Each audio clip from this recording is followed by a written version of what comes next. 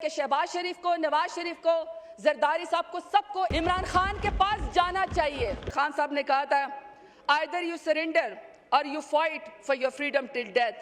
And my belief is ला इलाहा इल्लल्लाह, there is no god but one and we will fight. बुज़दिल भारत ने रात के अंधेरे में हमारे मुल्क के पाकिस्तान के ऊपर हमला किया। वो पीपल्स पार्टी के ऊपर हमला नहीं था, वो PMLN के ऊपर हमला नहीं था, वो जमात इस्लामी या MKM के ऊपर हमला नहीं था, वो PTI के ऊपर या किसी भी सियासी जमात के ऊपर हमला नहीं था। वो हमला था, वो मेरे मुल्क पाकिस्तान के ऊपर हमला था। और मेरा मुल्क सलामत रहे, मेरे मुल्क का सब्ज़ हिलाली परचम ऊंचा रहे, मेरा मुल्क सलामत रहे तो सियासत भी होगी, आपस में लड़ाइयाँ भी होगी, किसी बात पे इत्तफाक भी होगा। अगर यहाँ पे शहबाज शरीफ साहब सुन के जाते, क्योंकि उनको कहीं जाना था, तो मैं उनको ये जवाब देती कि 3 साल से जो पाकिस्तान तहरीक इंसाफ के साथ हो रहा है, आज पाकिस्तान तहरीक इंसाफ दिल बड़ा करके सिर्फ पाकिस्तान की खातिर यहाँ पे आज आई हुई है, क्योंकि यह मुल्क हमारा है।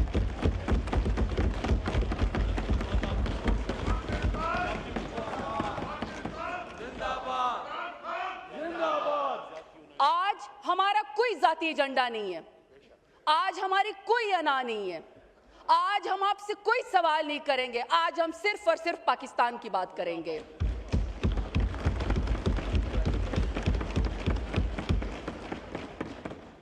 बुज़दिल भारत की ये फितरत है कि जो कुछ भी वहां पे होता है,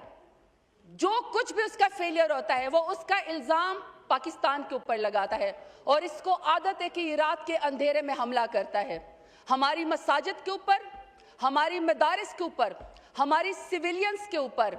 बेगुनाह शहरियों के ऊपर और हमारे वाटर रिसोर्सेज के ऊपर जो उसने हमला किया, ये दुनिया को हमें बताना पड़ेगा। और स्पीकर साहब, जवाबी कार्रवाई का पाकिस्तान हक रखता है और जो कल एयर डिफेंस में एयर स्ट्राइक पाकिस्तान की तरफ से हुई, हम उसको शाबाशी भी देते हैं और उसके ऊपर हम फख्र भी करते हैं।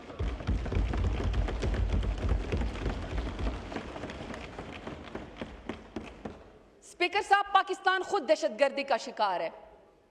पाकिस्तान में कोई ऐसी जगह महफूज नहीं है जिसमें पाकिस्तान में दहशतगर्दी ना हुई हो। हमारे लोग मसाजिद में महफूज नहीं, हमारे लोग इमाम बारगाहों में महफूज नहीं, हमारे लोग स्कूलों में महफूज नहीं, बाजारों में महफूज नहीं। कौन सा ऐसा लम्हा है? 80,000 से ज्यादा हमारे लोग वॉर और टेरर के अंदर पाकिस्तान के लोग जो है वो शहीद हुए, हमने कुर्बानियां दी। उसके बाद जब भी इंडिया एडवेंचर करता है, जब भी मोदी की वो RSS की हिंदुत्व जो उसके जहन के ऊपर सवार होती है, वो हर वाक़े का जिम्मेदार पाकिस्तान को ठहरा देता है। तो स्पीकर साहब, ऐसे मौका के ऊपर जब पुलगाम का वाक़या पाकिस्तान ने नहीं किया और अंधाधुन इंडिया ने उसका इल्ज़ाम पाकिस्तान के ऊपर लगा दिया और उसके बाद रात को कल उन्होंने बुज़दिलाना हमला भी पाकिस्तान के ऊपर कर दिया और इंडस वाटर ट्रीटी को भी उन्होंने ख़त्म कर दिया। ऐसे में स्पीकर साहब, अगर यहाँ पे शहबाज शरीफ साहब होते तो मैं उनको ये ज़रूर मशवरा देती। कहते हैं ऐवान में नाम नहीं लेना चाहिए, लेकिन बिलावल भुट्टो जरदारी साहब यहाँ पे बैठे हुए हैं और यहाँ पे अगर मौलाना फजल रहमान साहब भी बैठे होते तो मैं उन सबको एक मशवरा देती कि अगर राहुल गांधी, जो कि राइवलरी है उसकी मोदी सर से, अगर मोदी उसके पास चल के जा सकता है पुलगाम वाक़े पे जो कि झूठा है पाकिस्तान के खिलाफ बयान स्ट्रेंथन करने के लिए, तो मेरे ख्याल में कि शहबाज शरीफ को, नवाज शरीफ को, जरदारी साहब को, सबको इमरान खान को अपने साथ बात करनी चाहिए, इमरान खान को बुलाना चाहिए, इमरान खान के पास जाना चाहिए, क्योंकि यही कौमी यकजहती का मौका है। और मैं उसकी रीजन आपको बताती हूँ। एक एक्स प्राइम मिनिस्टर और पाकिस्तान का सबसे बड़ा स्टेक होल्डर और वोट उसने लिया है। तो मेरा ख्याल में जब हमने अपनी अनाज छोड़ी है, जब हमने अपनी जिद छोड़ी है, तो मेरा ख्याल है कि आप लोग भी अपनी अना रहने दें, आप लोग भी अपनी जिद छोड़ दें। पाकिस्तान की खातिर आप तमाम पॉलिटिकल पार्टीज के APC बुलाएं और इमरान खान के बगैर APC ना हो, आप इमरान खान को भी प्लीज बुलाएं, अपना दिल बड़ा करें।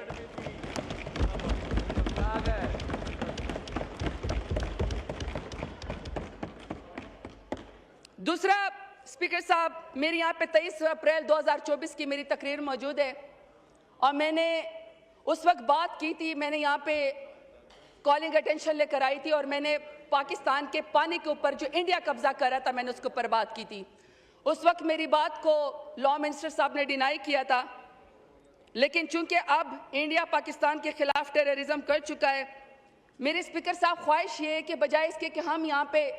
बहुत सारी जज्बाती तकरीरें करें, उससे बेहतर है कि कोई लाएअमल दे। और मेरी ख्वाहिश ये भी थी कि वज़ीर आज़म साहब यहाँ पे क्लियर एंड कट मैसेज देते, हमें बताते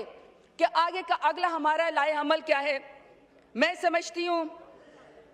कि पहला पॉइंट हमारा इस वक्त ये होना चाहिए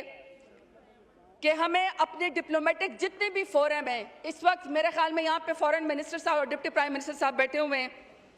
हमें वर्ल्ड बैंक को इन्वॉल्व करना चाहिए, क्योंकि इंडस वाटर ट्रीटी का जो है वो जो उस वक्त ये पास हुआ था उसकी जो गारंटी थी वो वर्ल्ड बैंक ने दी हुई। हमें वर्ल्ड बैंक से जाके बात करनी चाहिए कि आपने ये इंश्योरिटी कराई थी या आपने ये गारंटी दी थी, पाकिस्तान ने अपने हिस्से का पास रखा लेकिन इंडिया ने उसको तोड़ा, तो हमें जो है इसको उसको वो करना चाहिए, अपने साथ इन्वॉल्व। दूसरा, हमें यूएन को आईसीजे में जाना चाहिए और हमें स्पीकर साहब इंडियन इमिग्रेशन पे बात करनी चाहिए। इस वक्त मेरा ख्याल है कि जितना भी हमारा फॉरेन ऑफिस है, उनके डेलीगेट्स और जितने भी पाकिस्तान में किसी भी तमाम मुल्कों के जो डिप्लोमेट्स इस वक्त पाकिस्तान में काम कर रहे हैं, उन सब के पास हमारे फॉरेन मिनिस्टर से डेलीगेशंस जाएं। हमारे दौरे में हुकूमत में नेशनल वोटर पॉलिसी आई थी, हमें उसकी इम्प्लीमेंटेशन को इंश्योर करना चाहिए सूबों के साथ, और सूबों में सर हमें तमाम सूबों के हकूक़ का ख्याल करना चाहिए। और स्पेशली सर जो इस वक्त सुबह सिंध नाराज़ है पानी के मसले पे, सर हमें उसको ज़रूर उसको इन्वॉल्व करना चाहिए। फिर सर मेरी गुजारिश है कि सर काइंडली अपने वज़रा से कहें, जो हुकूमत के हैं, कि थोड़ा सा सर सीरियस किस्म के स्टेटमेंट दे, प्रेस कॉन्फ्रेंस करें, क्योंकि हालात इस वक्त ऐसे हैं, पाकिस्तान बहुत मुश्किल दौर से गुजर रहा है। ये ना हो कि सर वज़रा की जो स्टेटमेंट है इस वक्त हुकूमत की, वो इंडियन जो है वो यूएन के अंदर या कहीं पर हमारे खिलाफ ही इस्तेमाल कर लें, तो सर हमें कोई गैर जिम्मेदाराना इस किस्म के जो है सर हमें वो नहीं करने चाहिए। दूसरा सर, हम बिल्कुल सर अपनी तमाम आर्म फोर्सेस के साथ खड़े हैं, और जब सर जिस तरह कल हमारे एयर डिफेंस ने जिस तरीके से हमारी डिफेंस को सर अश्योर कराया, हमें उसके ऊपर फ़ख्र है कि लेकिन सर ये पहला दिन है सर, ये जो जंग होती है ये बड़ी इसके सर बहुत इफेक्ट होते हैं और ये प्रोलॉन्ग हो सकती है। अब सर ये ऐवान ने फैसला करना है, यहाँ तमाम सर पॉलिटिकल पार्टीज़ को बुलाएं, सर उनसे पूछे कि हमने खुदा न ख्वास्ता इस बात को एस्केलेट करना है या सर हमने अमन की तरफ जाना है। सर हमें ये भी फैसला करना है, क्योंकि सर ये एक दिन दो दिन की बात नहीं है, दोनों कौमें सर न्यूक्लियर पावर हैं, दोनों कौमें एक खिते के अंदर रहती हैं। सर वो हिंदू उसकी हिंदुत्वा आरएसएस की जो मेंटेलिटी है सर, उसका मुकाबला कैसे करना है, हमने दुनिया को कैसे बताना है, हमने अपने एलाइज को कैसे बताना है कि किस तरीके से ये एस्केलेशंस की तरफ उन्हें मजीद नहीं जाना, लेकिन सर हमारी इस बात को, अमन की बात को कमज़ोरी ना समझा जाए। सर उसमें मैं सिर्फ एक बात पढ़ के सुनाती हूँ जो मेरे लीडर इमरान खान ने यूनाइटेड नेशंस में बात की थी। मेरी सर ख्वाहिश है किसी तरीके से हमारे प्राइम मिनिस्टर साहब भी आके में क्लियर बात करते हैं। सर खान साहब ने कहा था, either you surrender or you fight for your freedom till death, and my belief is ला इलाहा इल्लल्लाह, there is no god but one and we will fight.